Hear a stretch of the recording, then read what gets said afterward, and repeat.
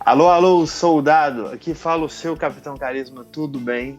Então, você vai ver agora um repost do vídeo que a gente fez sobre a luta entre Alonso Menifield e Vincent Fuchs, que estava previsto para ocorrer 2 semanas atrás, mas vai ocorrer agora, no dia 5. O Vincent Fuchs caiu no exame da Covid-19 e a luta foi adiada um pouco. Como faz só míseras 2 semanas, a única coisa que mudou é que o Alonso Menifield teve um pouco mais de tempo para se preparar e o Vince com certeza era assintomático para a Covid, então é muito pouco provável que exista alguma diminuição na performance dele. Então a gente vai postar o mesmo vídeo aqui, caso você não tenha visto, veja, porque tem todas as informações a respeito das nossas expectativas para a luta. Valeu! E vamos falar agora da luta co-principal. O Vincent Fuchs vai enfrentar aí o Alonso Menifield.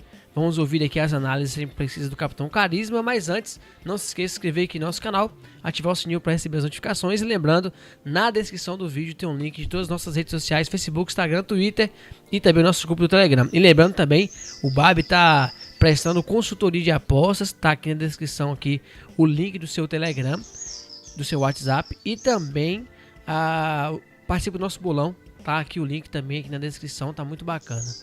João Menegali Babi, o Vincent Fuchs deu aquela famosa subida elástica aí, tomou um pau para o Ben Rothwell e voltou com o rabinho entre as pernas para a sua divisão. O que você enxerga dele? Um atleta que tem um jogo de grappler muito forte. O que você enxerga ainda do Vincent Fuchs? Tem gás ainda para queimar, 37 anos de idade, o que você enxerga dele?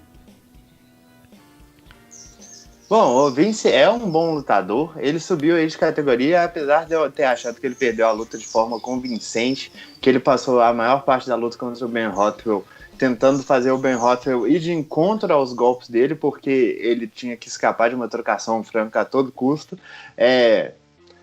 Não teve uma performance tão ruim assim, é um bom lutador, mas só que essa questão de subida elástica que a gente sempre fala é tipo, você vai e se ambienta na categoria de cima, ganha peso, e aí você vai ter que fazer esse corte de peso todo de novo, sabe? Ainda mais com 37 anos. Ele já não tá vindo numa fase boa na carreira, perdeu 3 das últimas 5, sendo que a última vitória dele foi contra o Michal Oleksiejczuk, que é um cara que a gente sempre fala aqui, que tá lutando na categoria errada, deveria estar lutando entre os pesos médios, e ele deu uma surra no Sam Fuchs no primeiro round, cansou no segundo, foi quedado e finalizado, sabe? O Sam Fuchs é um cara que ele se caracterizou pelo Von Flue Choke, que é aquela finalização com o ombro na garganta ou no queixo do oponente, que ele faz muito bem a partir da meia guarda ou dos 100 quilos. Ele faz bem, principalmente quando o oponente tenta puxar para uma guilhotina. Se eu não me engano, já tem mais de 3 finalizações aí por essa no UFC. Acho que são 4. Mas faz muito bem essa posição. Ele queda muito bem também, é um ótimo wrestler. Na trocação, ele é um cara básico, vamos dizer. Ele troca de básico, consegue trocar das duas, mas só que não faz nenhuma delas muito bem. Ele tem um bom jab, tem uma ótima envergadura para a categoria, um bom poder de nocaute, tem chutes fortíssimos, principalmente chutes médios e chutes altos. Os deles são realmente diferenciados, só que ele não tem muita noção de espaço, ele é encurralado com frequência. Eu não acho que ele tenha uma boa defesa, nem uma boa absorção de golpes. Então ele é um lutador com muitas valências técnicas, mas que também tem muitos defeitos cruciais, sabe? A luta dele contra o Jones foi uma questão de ele não conseguia dar mais de um golpe por vez. Quando ele tentava uma combinação de 2 golpes, ele acertava, mas ele nunca tentou. Era sempre um direto, ou um jab, ou um chute, e aí o Jones simplesmente dava um passo para trás e esquivava de absolutamente tudo, sabe? E uma coisa que também tem que ser ressaltada sobre o St. Fuchs é que algumas lutas, isso aqui é uma coisa quase incerta se falando dele, porque algumas lutas ele consegue dosar o gás dele bem. A luta dele contra o Ben Rothwell, ele conseguiu dosar o gás bem contra um adversário muito maior, muito mais forte e que estava forçando o trabalho de clinch praticamente o tempo todo. Mas aí você vê a luta dele contra o Nikita Krylov, por exemplo, que foi 2 lutas atrás, e no segundo round ele já estava destruído. Ele é um cara disso, ele não se dosa muitas vezes, cansa logo no segundo round e acaba tomando uma surra pelo resto da luta.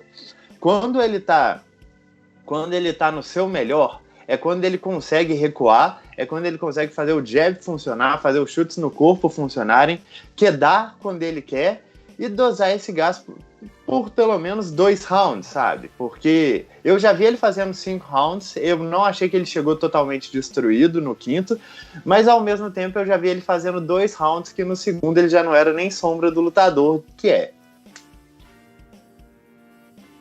Bom, do outro lado, a gente tem aí, Barbie, o Alonso Menifield, atleta duríssimo, né? Tá vindo aí em ascensão, teve aí sua sequência de vitórias quebrada aí pelo Devin Clark. Como é que você enxerga aí o Menifield, atleta que estreou aí, teve que passar 2 vezes pelo Contender Series, né, para poder assinar o contrato com o UFC, fez boas lutas aí contra o Bull Craig e contra o Vinícius Moreira, mas acabou aí perdendo nessa última luta. O que você enxerga desse lutador aí? Quais são as habilidades dele? Se eu não me engano, uma coisa muito curiosa a se falar do Alonso Menifield é que tanto o nocaute dele em cima do Vinicius Mamute, quanto o nocaute dele em cima do Paul Craig foram dados porque os oponentes tentaram chutes rodados, completamente sem timing, sem precisão e sem técnica, e ele simplesmente jogou a mão por cima e nocauteou os dois.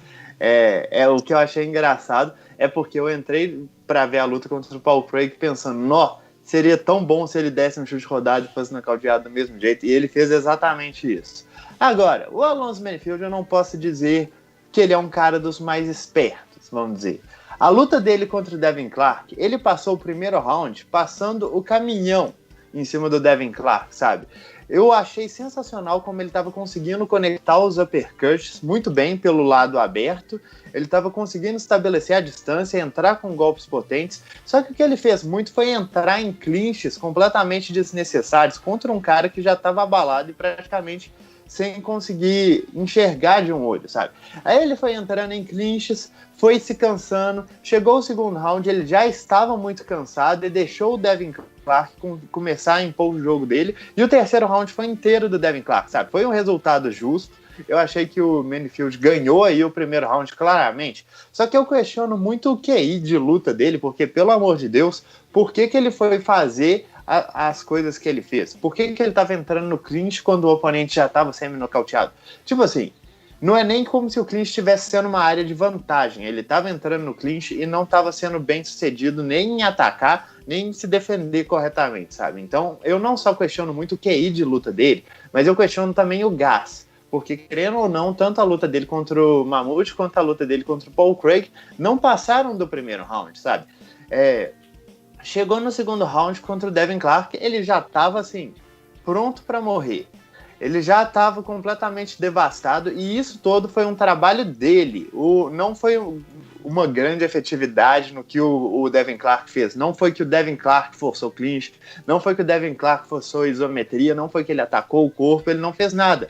Ele estava lá tentando aturar os golpes do adversário, que se cansou sozinho batendo. Então, apesar do Alonso ter uma boa técnica em pé, ser um mamute de forte, sabe? Eu sei que a gente falou do Vinícius Mamute, mas o real mamute aqui é o Menifield. Ele tem um tronco fortíssimo aí, tem braços muito poderosos, tem uma boa defesa de quedas, consegue lidar muito bem aí nessa área do clinch, bate com muita força, bate igual uma marreta, tem um bom olho para aberturas, mas ele tem esses problemas que eu considero problemas gravíssimos, como a gente sempre fala aqui no Round Extra. Se você não tem gás, essencialmente, ou você define a luta no primeiro round, ou você vai passar os outros 2 sendo saco de pancadas.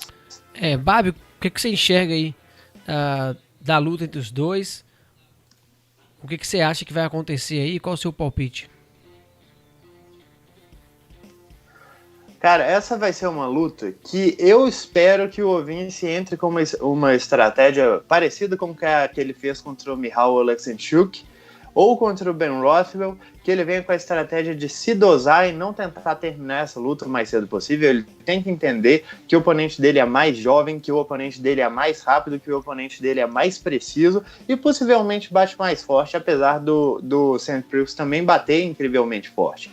Porque o que vai acontecer aí é que se o Ovince deixar o Menifield tomar a dianteira e conseguir se defender apropriadamente, o Menifield vai se desgastar sozinho. ele vai cair nessa armadilha de tentar finalizar a luta, porque eu já vi lutadores melhores caírem nessa armadilha contra o St. Preux, sabe? O que não pode acontecer é o Ovin se desgastar junto dele. Se ele chegar no segundo round cansado, aí é luta de ninguém. E isso tende a favorecer o cara que tem mais juventude, que tem mais atributos naturais, que seria, no caso, o Menifield. Só que, apesar disso, eu acho que as valências técnicas maiores estão do lado do St. Preux. Eu acho que ele tem mais capacidade de levar essa luta para o chão, eu acho que ele tem mais capacidade de conseguir uma finalização, só que, para isso, ele tem que suportar a blitz inicial. Então é até estranho fazer um palpite, porque o palpite se baseia na hipótese, que não tem absolutamente nenhuma prova, assim, que o Ovince vai conseguir suportar um cara que vai bater em cima dele um round inteiro, igual uma marreta. E lembrando, o Ovince está descendo de categoria, ele provavelmente fez um reajuste de peso, mesmo mínimo, para competir entre os pesados. Então ele vai estar mais desgastado do que o normal nesse corte de peso. Pelo menos é a probabilidade. Só que apesar de tudo isso, eu vou palpitar no Ovince St. Preux aqui. Eu acho que é muito grande a possibilidade dele ser nocauteado aí no primeiro round. Só que se passar disso, eu acho que a tendência é que ele consiga dominar a luta, talvez conseguindo até uma finalização a partir disso. Então, minha aposta fica no Ovince St. Preux para resistir a tempestade aí de socos que o Menifield vai fazer ele passar no primeiro round e conseguir impor o jogo dele a partir do segundo. É isso aí, pessoal, tá aqui a nossa análise. Se vocês gostaram, deixa aí o like e comenta aqui embaixo o que vocês acharam e para quem vai ser o palpite e a sua torcida. E lembrando, pessoal, na descrição aqui do vídeo tem um link de todas as nossas redes sociais, Facebook, Instagram, Twitter, nosso grupo do Telegram e também o Telegram do nosso Capitão Carisma, que é consultor de apostas, está fazendo aí um belo trabalho. Então vai lá, procure ele lá no Telegram. E também o Telegram do nosso grupo do Bolão. Vão lá e se inscreve e participe aqui conosco. E até a nossa próxima análise.